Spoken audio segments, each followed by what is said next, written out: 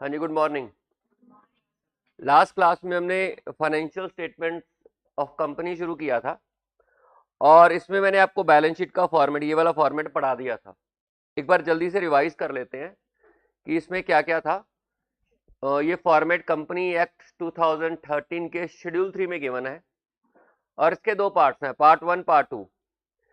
वैसे शेड्यूल 3 में डिवीजन 1 और डिवीजन 2 के फॉर्मेट हैं। डिवीजन 1 का फॉर्मेट हम पढ़ रहे हैं, डिवीजन 2 का जो फॉर्मेट है उन कंपनीज के लिए एप्लीकेबल है जिनको इंड एस फॉलो करने हैं। तो हम बात कर रहे हैं उन कंपनीज की जिनको अकाउंटिंग स्टैंडर्ड फॉलो करने हैं। क्लियर है? तो जब आप फाइनल में जाके फॉर्मेट पढ़ोगे ना तो वो बदल जाएगा, वो डिवीजन 2 का फॉर्मेट होगा, वो डिवीजन 1 का फॉर्मेट नहीं होगा। ये उन कंपनीज के ऊपर, अब तो प्राइवेट कंपनीज ही बच गई हैं जिनके ऊपर ये एप्लीकेबल है। पब्लिक कंपनीज तो ऑलमोस्ट डिवीजन 2 में कवर हो चुकी हैं, उनके ऊपर इंड एस एप्लीकेबल होता है और इंड एस जब एप्लीकेबल होगा तो आपके लिए जो फॉर्मेट ये वाला नहीं होगा, मतलब मैक्सिमम चीजें यही वाली होंगी लेकिन चीजें बदली होंगी। क्लियर है? तो ये डिवीजन 1 का फॉर्मेट है। इसमें आपके पार्ट 1 में बैलेंस शीट का फॉर्मेट है और पार्ट 2 में statement of profit and loss का फॉर्मेट। पार्ट 1 और ये वर्टिकल है, ये मैंने आपको बता दिया था, वर्टिकल फॉर्मेट है। और जो पीएनएल का फॉर्मेट है वो स्टेटमेंट वाइज है, वो भी वर्टिकल है। सबसे पहले हमने देखना है कि पैसा कहां से अरेंज हुआ, यानी कि सोर्स। इसमें इक्विटी और लायबिलिटीज आती हैं। इक्विटी के अंदर, इक्विटी मतलब आपका अपना पैसा, ओनर्स का पैसा, शेयर होल्डर्स का पैसा। इसमें दो पार्ट्स हैं इक्विटी में, एक तो शेयर होल्डर फंड आ गया और share application money pending allotment, ये दोनों इक्विटी के पार्ट है। जो शेयर होल्डर फंड है उसमें तीन सब हेड्स हैं। शेयर कैपिटल है जिसमें इक्विटी शेयर कैपिटल और प्रेफरेंस शेयर कैपिटल आ जाएगा और शेयर फोर फीचर भी उसी में आता है।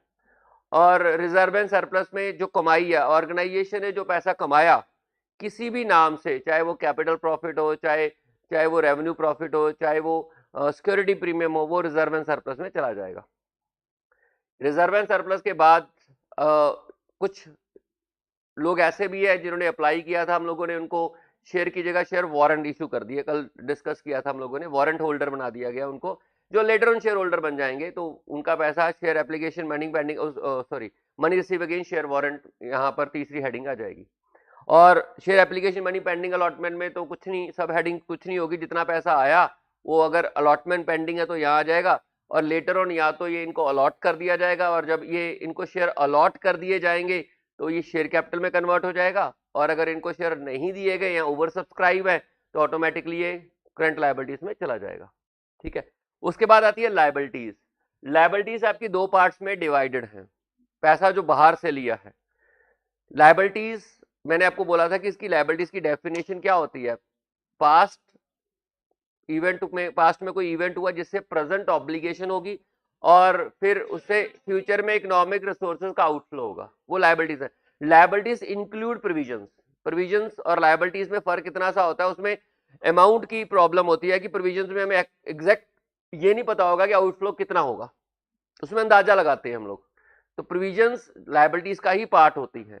तो लायबिलिटीज आगे फर्दर डिवाइडेड है, एक करंट लायबिलिटीज, दूसरी non current liabilities. Now what is current liabilities? चार पॉइंट्स में अगर कोई लायबिलिटी फॉल करती है तो करंट है, इसके अलावा बाकी सारी लायबिलिटीज नॉन करंट में चली जाएंगी। चार पॉइंट कौन से हैं? Amount payable within 12 month from the reporting date.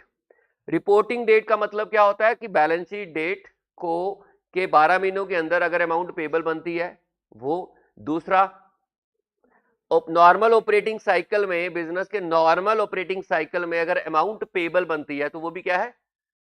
Current liability है। और तीसरा, any liability held for trade. मैंने आपके साथ कल डिस्कस कर लिया था कि लायबिलिटी हेल्ड फॉर ट्रेड का मतलब क्या होता है। Any liability held for trade always current रहेगी। और चौथा, जहां पर अनकंडीशनल, ऐसी लायबिलिटी जिसमें अनकंडीशनल डेफरमेंट की वो ऑप्शन ना हो। ठीक है? अगर उसमें नहीं है अनकंडीशनल, आप उसे किसी लायबिलिटी को डेफर नहीं कर सकते बियॉन्ड 12 मंथ, तो वो भी करंट लायबिलिटीज है। चारों में से अगर आप कहीं पर फॉल करोगे तो करंट हो गया, अगर इनमें से कहीं पर भी आप फॉल नहीं कर रहे तो नॉन करंट है। तो नॉन करंट लायबिलिटीज के अंदर चार सब हेड्स हैं। अगर आपने पैसा लिया है तो वो लॉन्ग टर्म बोरिंग में जाएगा, नॉन करंट है लेकिन पैसा लिया है। अगर आपकी लायबिलिटीज रिलेटिंग टू टैक्स है, डेफरमेंट हो रखी है, उसकी लायबिलिटीज है, बाद में पे करना पड़ेगा, ऑलवेज नॉन करंट है, उसकी हेडिंग भी है यहाँ पर। अगर आपने प्रोविजन बनाई है लेकिन लॉन्ग टर्म है, लॉन्ग टर्म प्रोविजंस बनी हुई है, तो उसकी हेडिंग भी है। और इसके अलावा अगर कोई और लायबिलिटी है बट ना वो बोरिंग्स है, ना वो डेफर्ड टैक्स लायबिलिटीज है, ना वो प्रोविजंस है, तो वो अदर में चली जाएगी। क्लियर है? सिमिलरली करंट लायबिलिटीज आ गई आपकी। करंट लायबिलिटीज के अंदर भी आपकी 4 सब हेडिंग्स हैं। कौन कौन सी? सबसे पहले अगर आपने पैसा बोरो किया तो शॉर्ट टर्म बोरिंग्स। अगर नॉर्मल कोर्स ऑफ बिजनेस में relating to goods and services अगर कोई अमाउंट पेबल है तो उसे बोलते हैं ट्रेड पेबल। ठीक है, नॉर्मल कोर्स ऑफ बिजनेस में रिलेटिंग टू गुड्स और सर्विसेज है, अगर कोई अमाउंट पेबल है तो उसे हम बोलते हैं ट्रेड पेबल। अगर वो ट्रेड पेबल शॉर्ट टर्म है तो करंट में चले जाएंगे, और अगर वो ट्रेड पेबल लॉन्ग टर्म है तो नॉन करंट में चले जाएंगे, अदर्स में चले जाएंगे। नॉन करंट के अंदर जो अदर की हेडिंग है उसमें चला जाएगा। ठीक है, मैंने आपको कल बोला था कि ट्रेड पेबल ज्यादातर शॉर्ट टर्म होते हैं, इसलिए स्पेसिफिक हेडिंग बनी हुई है करंट लायबिलिटीज में, और बहुत कम चांसेस होते हैं कि ट्रेड पेबल लॉन्ग टर्म हो तो वहां पे कोई स्पेसिफिक हेडिंग नहीं है। ट्रेड पेबल के बाद अगर आपने प्रोविजन बनाई है तो और वो शॉर्ट टर्म है तो करंट में चली जाएगी। इसके अलावा कोई करंट लायबिलिटी जो ना तो बोरिंग है, ना ही ट्रेड पेबल है, और ना ही प्रोविजन है, वो अदर में चली जाएगी। तो this is the liability side, source side.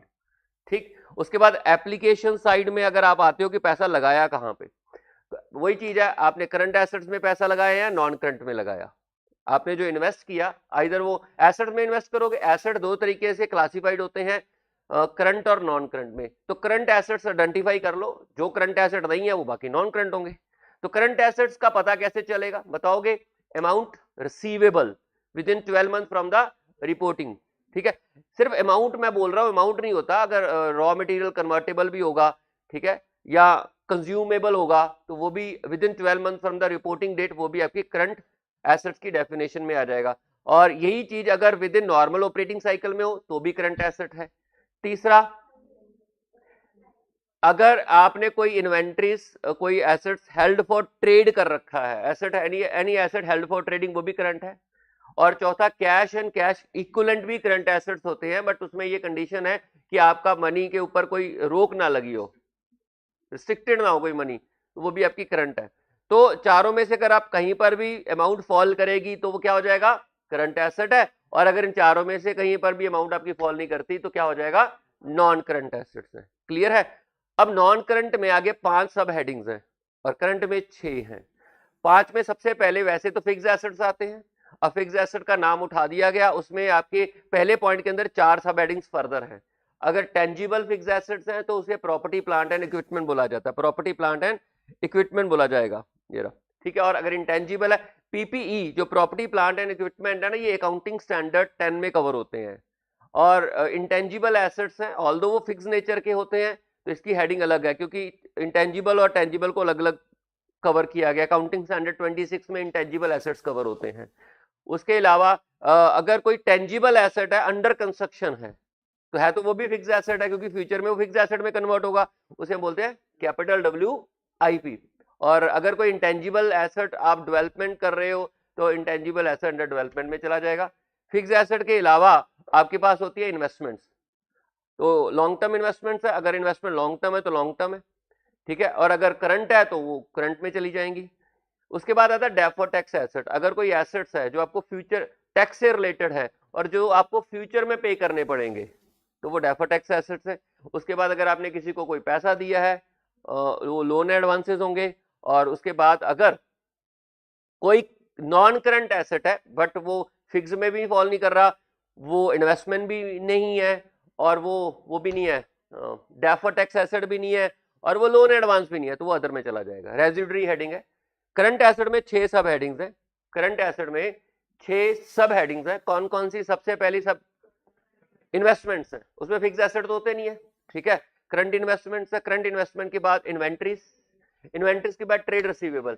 Trade receivable अगर आप अमाउंट रिसीवेबल है, ट्रेड रिसीवेबल क्या होता है? अगर अमाउंट रिसीवेबल है, relating to goods and services है, नॉर्मल कोर्स ऑफ बिजनेस में वो पैदा हुई है, रिसीवेबल है, relating to goods and services है, नॉर्मल कोर्स ऑफ बिजनेस में वो पैदा हुई है, तो वो क्या होती है? रिसीवेबल होती है। अगर वो शॉर्ट टर्म है तो यहां पर करंट में आ जाएगी, अगर वो लंबे समय की है तो नॉन करंट एसेट में अदर वाली हेडिंग में चला जाएगा। वैसे ट्रेड रिसीवेबल आप 100% ही मान के चलिए वो करंट ही होते हैं। क्लियर?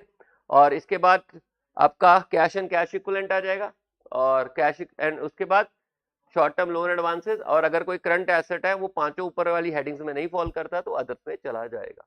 क्लियर? आपको याद होना चाहिए, मैंने आपको पहले भी बोला तो आपको क्रैम करना पड़ेगा, ठीक है? लॉजिक आपको मैंने समझा दिया, लेकिन आपको याद रखना पड़ेगा इन चीजों को। उसके बाद आता है पार्ट टू। पार्ट टू में आपका आता है statement of profit and loss. Profit and loss की स्टेटमेंट, ये स्टेटमेंट है, ये P&L अकाउंट नहीं है, याद रखना। This is not profit and loss account, this is statement of P&L। नाम से ही पता चलता है ये प्रॉफिट एंड लॉस निकालने की एक स्टेटमेंट है। प्रॉफिट एंड लॉस अकाउंट यहां पर आप यूज करोगे तो वो गलत होगा। Profit and loss account reserve and surplus का अकाउंट होता है। क्लियर है? This is statement of profit and loss. इसमें सबसे पहले आपको इनकम दिखाई जाएगी कि कहां से आपने पैसा कमाया, उसके बाद खर्चे दिखाए जाएंगे और एंड में जाके टैक्स है।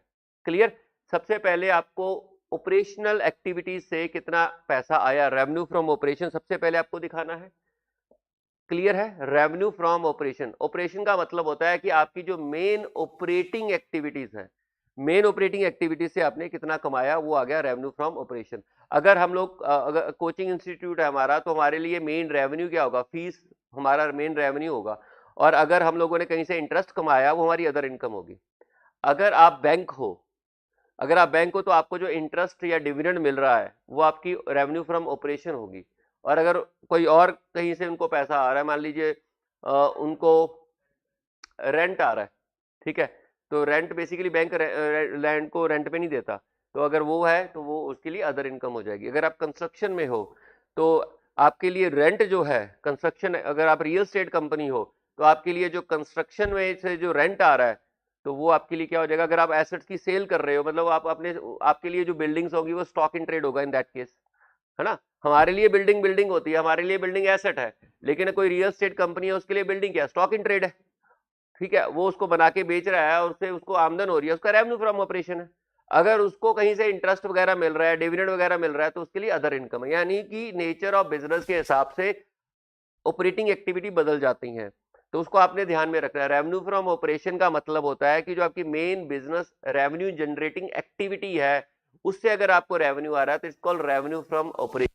अगर आपको कहीं और से इनकम मिल रही है तो that is called other income, आपको उसको दिखाना पड़ेगा। उसके बाद आता है एक्सपेंसेस। एक्सपेंसेस में आपको पहले मटेरियल के खर्चे दिखाने पड़ेंगे। ये मटेरियल के खर्चे अभी थोड़ी देर में हम डिस्कस करेंगे।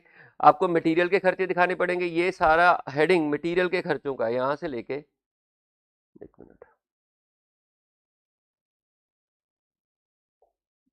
ये वाला यहां से, ये मटेरियल के खर्चे हैं कि मटेरियल कितना यूज हुआ। उसके बाद मटेरियल के बाद एम्प्लॉइज बेनिफिट एक्सपेंसेस है, एम्प्लॉइज के खर्चे आगे। और उसके बाद तीसरे नंबर पर फाइनेंस कॉस्ट आता है। चौथे नंबर पर आपका डेप्रिसिएशन एमोर्टाइजेशन के खर्चे आते हैं। पांचवें नंबर के ऊपर आपके अदर एक्सपेंसेस आते हैं। ये टोटल एक्सपेंसेस हैं। क्लियर है? यहां पर कोई डायरेक्ट इनडायरेक्ट नहीं है। इस फॉर्मेट में आपका ग्रॉस प्रॉफिट नहीं निकलता, सीधा ही प्रॉफिट आएगा। फंक्शन वाइज खर्चे हैं, काम के हिसाब से। मटेरियल के सबसे इंपॉर्टेंट खर्चा सबसे ऊपर डाल दिया, और फिर मटेरियल के साथ कौन सी इंपॉर्टेंट खर्चा होता है? एम्प्लॉइज का, लेबर का, लेबर का खर्चा डाल दिया गया। और लेबर के बाद एसेट से रिलेटेड दो खर्चे होते हैं।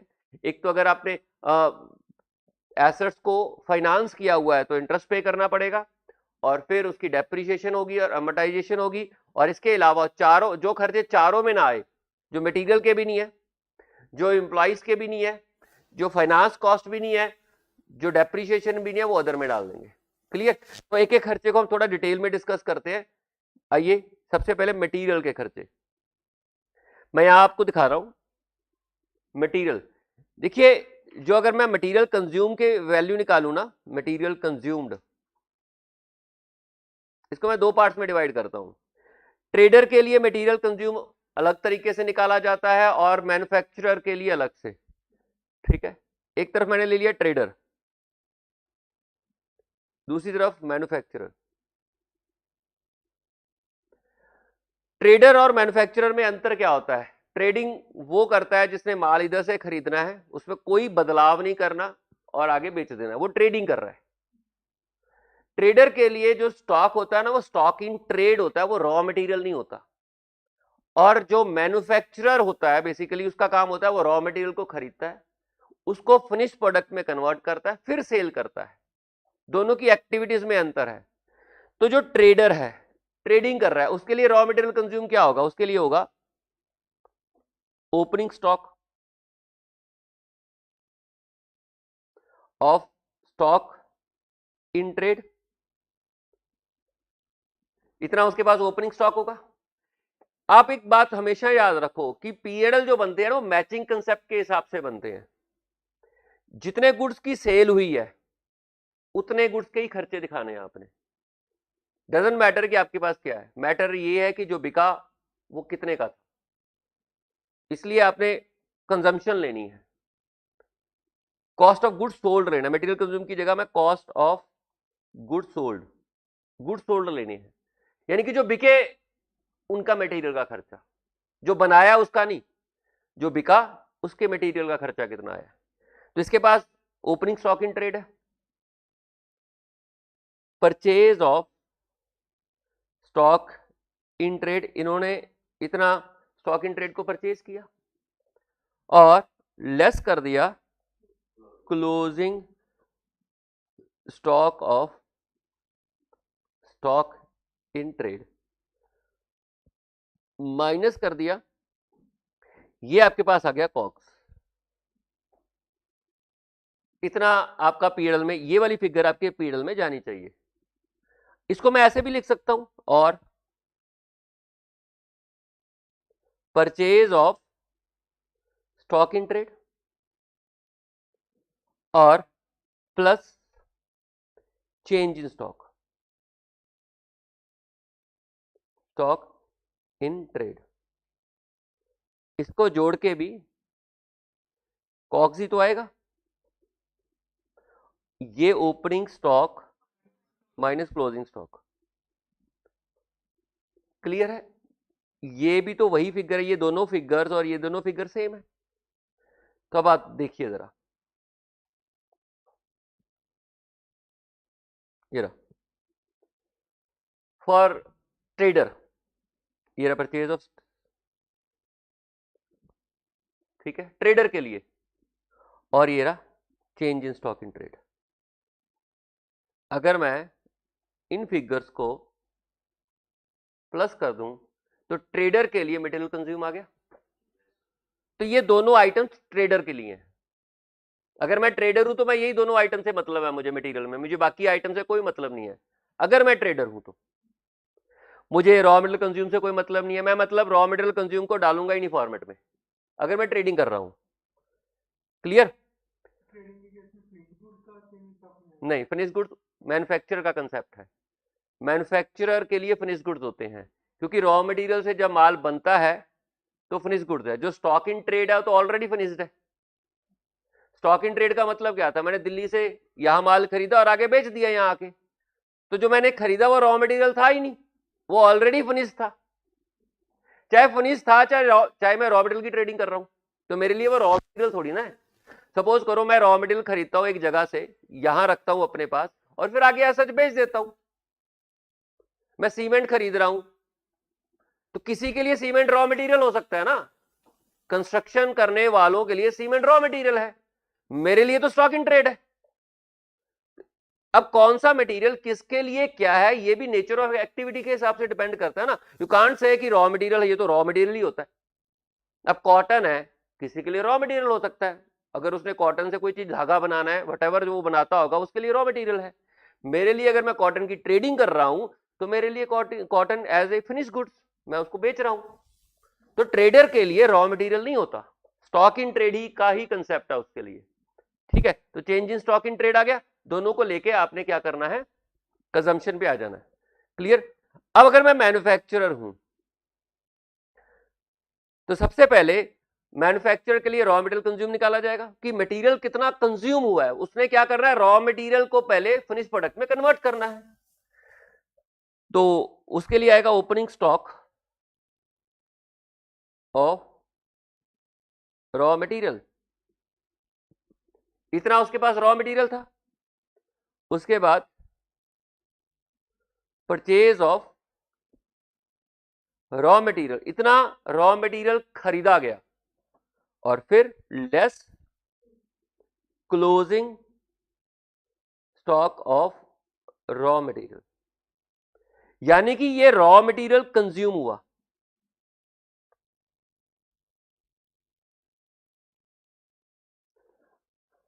अब रॉ मटेरियल कंज्यूम होने का मतलब ये नहीं है कि ये रॉ मटेरियल कंज्यूम है तो सारे का सारा खर्चा वहीं डाल देंगे, ठीक है, ये रॉ मटेरियल कंज्यूम हो गया, लेकिन इसमें से जो बिका है उसी का खर्चा डालना है। मैचिंग कंसेप्ट होता है, सेल के अगेंस्ट जितने गुड्स बिके हैं उसी का खर्चा पीएनएल में जाना चाहिए, सारा रॉ मटेरियल कंज्यूम पीएनएल में नहीं जाता होता। अब देखेंगे इसमें से कितना बिका है, तो पहले तो कंप्लीट देखते हैं। इसमें हमारे पास पुराने गुड्स भी होंगे जो पिछले साल बने नहीं होंगे, इस बार बन गए होंगे। Opening stock of work in progress, वो भी मैंने ऐड कर दिया। अब आप देखिए ये मैंने क्यों ऐड किया, ये आपकी टाइमलाइन है। ये आपका महीना है 1/3/21 और ये 1/4/21। आपने यहां पर प्रोडक्शन स्टार्ट किया 15/3/21 को आपने प्रोडक्शन को स्टार्ट किया और ये कंप्लीट होगा यहां पर जाकर, यहां पर 15/4 को। यहां पर आपका ईयर एंड हो जाता है। अगर आपका यहां पर ईयर एंड हो रहा है तो जो खर्चा यहां पर हुआ होगा वो WIP में चला गया। क्या वो गुड्स बने होंगे, क्या वो बिकेंगे, तो उसके ऊपर जो खर्चा हटाना पड़ेगा, है ना। लेकिन जब अगले साल की बात करूंगा, अगले साल में ये खर्चा तो रिकॉर्ड हो जाएगा, ये गुड्स अगले साल बिकेंगे, लेकिन ये वाला खर्चा तो मुझे अलग से ऐड करना पड़ेगा ना अगले साल में जाके, इसलिए ओपनिंग WIP ऐड होता है और क्लोजिंग माइनस हो जाता है, ठीक है। तो ये करंट ईयर में जिस साल ये बिकेंगे, जिस साल बनेंगे, हम यही मान के चलेंगे उसी साल बिकेंगे, तो जिस साल बनेंगे उस साल ये वाला खर्चा ऐड अलग से करना पड़ेगा हमें, क्योंकि ये पिछले साल हो चुका था, अभी हुआ नहीं है, ठीक है।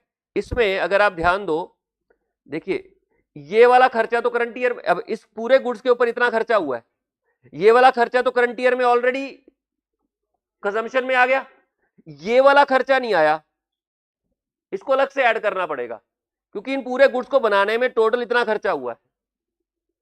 तो जो क्लोजिंग है वो तो ऑलरेडी है, जो रिमेनिंग पार्ट था WIP का वो तो करंट इस रॉ मटेरियल कंज्यूम में आ गया, जो ये वाला पार्ट है वो अलग से जोड़ दिया हमने, ठीक है। तो इसलिए ओपनिंग WIP हमने ऐड कर लिया। अब सिमिलरली जो ये करंट ईयर का ये वाला खर्चा हुआ है, जरूरी थोड़ी ना है कि इसमें से सारे के सारे कंप्लीट ही गुड्स थे, इसमें भी तो क्लोजिंग WIP आया होगा, तो वो माइनस कर देते हैं, less closing stock of work in progress. ये आपके पास बन गया फिनिश गुड्स, इतने बने हैं, इतने के गुड्स कंप्लीट हो गए हैं। मान लीजिए कोई और खर्चा नहीं है, सिर्फ रॉ मटेरियल से ही गुड्स बन रहे हैं, इतने के बन गए, ये फिनिश्ड है। इस बार कितने गुड्स फिनिश्ड हुए वो इतने हैं, उसके ऊपर कितना खर्चा हुआ वो इतना है। अब क्या मुझे ये वाले गुड्स पीएनएल में दिखाने चाहिए? नहीं, नहीं दिखाने चाहिए, इसमें से जितने बिके हैं उतने ही दिखाने चाहिए, क्योंकि मैचिंग कंसेप्ट है। तो मैं कहूंगा opening stock of finish goods, मेरे पास पहले के गुड्स इतने पड़े थे, इसको बोलते हैं cost of goods available for sale. Current year में इतने की सेल हो सकती थी, less closing stock of finish goods, इतने के नहीं बिके, यानी कि कॉस्ट ऑफ गुड्स सोल्ड इतने के हुए। तो आप बताइए जरा, पीएनएल में ये वाली फिगर जानी चाहिए, दिस इज द फिगर जो पीएनएल में रिकॉर्ड होनी चाहिए, ये हमारा खर्चा है, बाकी खर्चा नहीं, बाकी तो एसेट्स हैं। जो क्लोजिंग स्टॉक है, जो बिका नहीं है, वो तो हमारा एसेट है, वो तो बैलेंस शीट में जाएगा। पीएनएल में जो बिका है उसी का खर्चा रहेगा। इसको मैं ऑल्टरनेटिवली ना ऐसे भी लिख सकता हूं, और करके, रॉ मटेरियल परचेज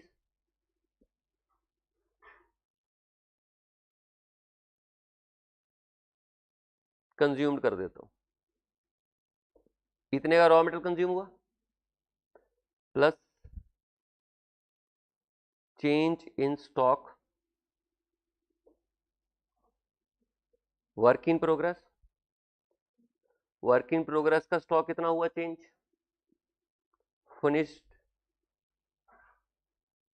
गुड्स का स्टॉक कितना चेंज हुआ, और ये जोड़ के कॉग्स आ गया, और ये कॉग्स और ये कॉग्स सेम है, चेक कर लो सेम ही तो है। ये देखो मैंने ये उठा लिया है ना, रॉ मटेरियल कंज्यूम, ये आ गया। चेंज इन स्टॉक में मैंने ओपनिंग और क्लोजिंग का डिफरेंस ले लिया, ये आ गया। और चेंज इन स्टॉक में मैंने फिनिश गुड्स का ओपनिंग और क्लोजिंग का डिफरेंस ले लिया, सॉरी ये वाला, ये वाला, ये आ गया। तो ये और ये फिगर सेम हो गए। तो आपके स्टेटमेंट में चीजें ऐसे प्रेजेंट की गई हैं, ठीक है। देखिए कैसे, ये देखो raw material consumed, raw material consume हो गया, और ये रहा change in stock of finished goods और WIP। ये मैन्युफैक्चरर के लिए है। तो मैन्युफैक्चरर के लिए ये जो मैंने हाईलाइट की है, ये वाली येलो से जो हाईलाइट की है वो ट्रेडर के लिए हो गया, और जो मैन्युफैक्चरर है उसके लिए ये वाली रेलेवेंट आइटम्स है। मटेरियल कंज्यूम उसके लिए रेलेवेंट है, change in stock of finished goods उसके लिए रेलेवेंट है, और change in stock of WIP उसके लिए रेलेवेंट है। क्लियर? यानी कि ये जो फॉर्मेट है ना, इसमें उन्होंने ट्रेडर और मैन्युफैक्चरर दोनों के लिए इकट्ठा ही बना दिया, तो बच्चा कंफ्यूज हो जाता है। क्लियर है? ये कॉग्स है और कुछ नहीं है, मटेरियल का खर्चा है जो बिका, उस पर मटेरियल कितने का लगा। और अगर आप दोनों काम कर रहे हो, सपोज कई लोग होते हैं कि वो ट्रेडिंग भी करते हैं, और कई लोग ऐसे होते हैं जो सिर्फ ट्रेडिंग करते हैं, कई लोग मैन्युफैक्चरिंग प्लस ट्रेडिंग करते हैं। कुछ गुड्स वो बना के बेचते हैं, और कुछ गुड्स ऐसे होते हैं जो पीछे से ऐसा चाहते हैं और आगे बेच देते हैं। तो वो ट्रेडिंग भी कर रहे हैं और वो मैन्युफैक्चरिंग भी कर रहे हैं, तो उसके लिए ये सारी आइटम्स इंपॉर्टेंट होंगी। तो वो जो स्टॉक इन ट्रेड भी दिखाएंगे, सेल में आप जो सेल दिखाएंगे उसमें स्टॉक इन ट्रेड की सेल भी दिखाएंगे, और उसमें वो फिनिश गुड्स जो बने उसकी सेल भी दिखाएंगे। तो खर्चों में स्टॉक इन ट्रेड का खर्चा भी दिखाना पड़ेगा, और रॉ मटेरियल कंज्यूम का खर्चा भी दिखाना पड़ेगा, सारी चीजें दिखानी पड़ेगी। तो उनके लिए सारे के सारे हेडिंग्स रेलेवेंट हो जाएंगे। क्लियर? अब मटेरियल के बाद अगला खर्चा आता है एम्प्लॉइज का।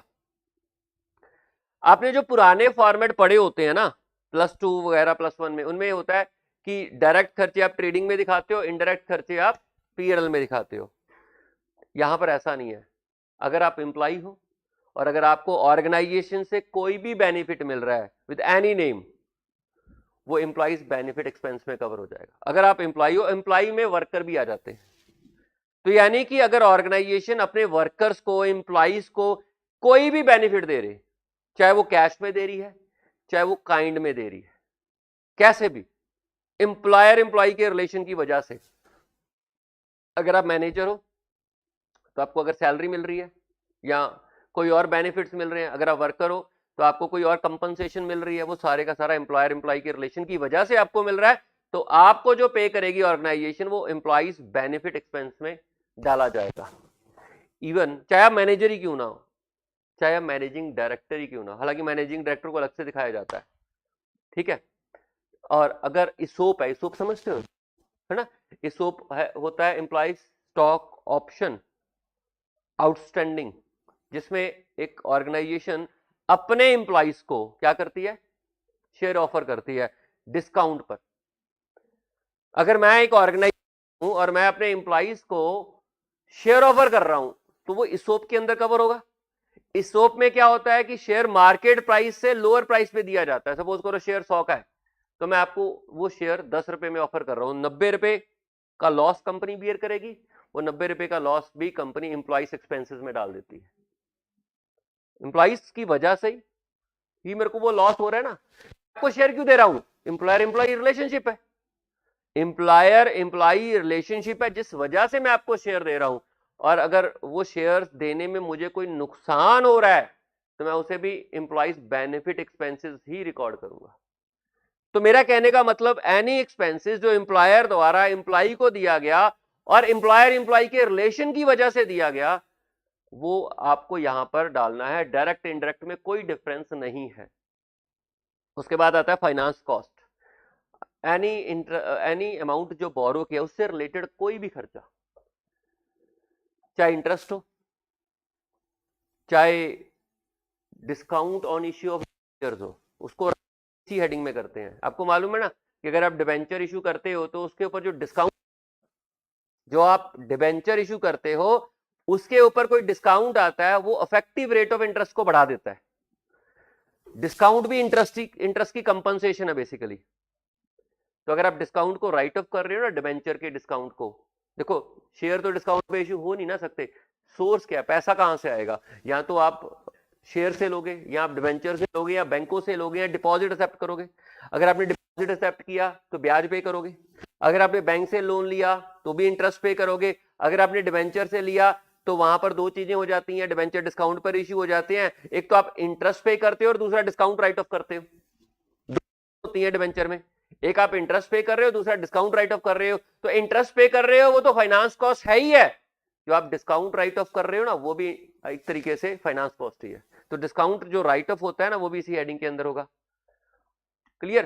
प्रेफरेंस शेयर को तो और इक्विटी शेयर को तो डिविडेंड दिया जाता है, वो तो फाइनेंस कॉस्ट में आता ही नहीं है, वो तो एप्रोप्रिएशन ऑफ प्रॉफिट है। क्लियर है? तो फाइनेंस कॉस्ट में वो चीजें आएंगी। उसके बाद आप एसेट्स का इस्तेमाल करते हो तो उनकी घिसावट होती है। अगर आप टेंजिबल एसेट्स यूज कर रहे हो तो डेप्रिसिएशन है, और अगर आप इंटेंजिबल यूज कर रहे हो,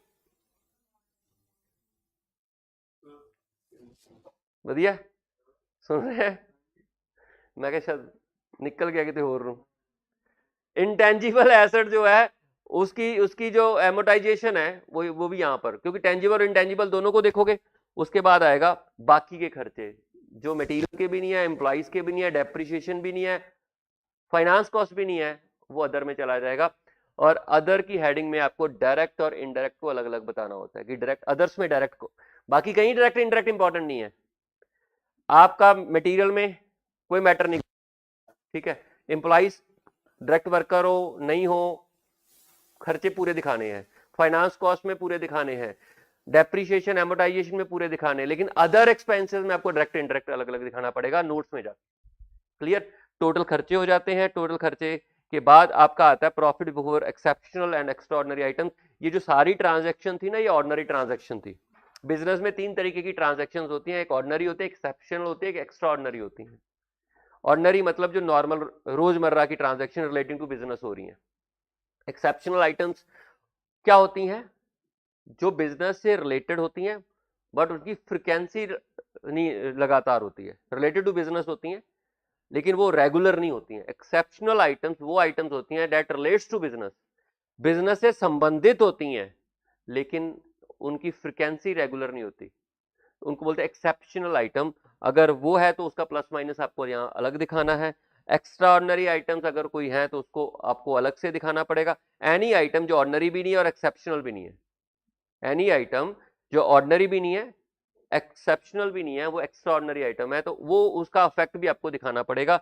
उसके बाद आपको टैक्स पे करना पड़ेगा। टैक्स आपके दो तरीके का होता है, एक करंट टैक्स होता है, दूसरा डेफर्ड टैक्स होता है। करंट टैक्स और डेफर्ड टैक्स के बारे में हम लोग बात अकाउंटिंग स्टैंडर्ड 22 में, याद है ES 22 में टैक्सेस की बात होती है, तो वहां आप सीखोगे कि करंट टैक्स क्या होते हैं, डेफर्ड टैक्स क्या होते हैं। उसके बाद हमारा प्रॉफिट आफ्टर टैक्स आ जाएगा। ये प्रॉफिट आफ्टर टैक्स कहां जाएगा? रिजर्व एंड सरप्लस में चला जाएगा। ठीक है, तो दिस इज द फॉर्मेट। आपने शेड्यूल 3 के दोनों फॉर्मेट पढ़ लिए हैं। डिवीजन 1 के एक में हमने बैलेंस शीट का फॉर्मेट पढ़ा और दूसरे में हमने क्या किया? Statement of profit and loss का फॉर्मेट पढ़ा।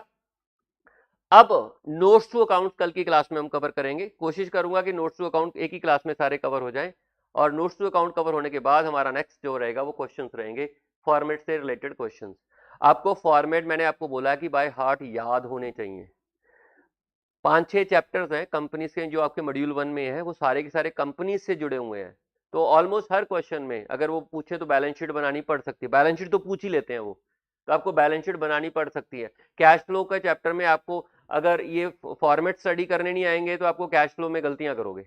ठीक है, तो ये आपको बहुत अच्छी तरह याद होने चाहिए, इनके बिना तो छुटकारा ही नहीं है, तो इनको तो बाय हार्ट आप याद कर लो। नोट्स भी इंपॉर्टेंट है क्योंकि आप वहां पे गलती क्या करते हो आपको पता नहीं चलता कि कौन सी हेडिंग में वो जाएगी, अमाउंट जाएगी, तो वहां पे गलती होती है आपकी। क्लियर? तो कल हम नोट्स टू अकाउंट्स में करेंगे। तो आज इतना ही, थैंक यू सो मच।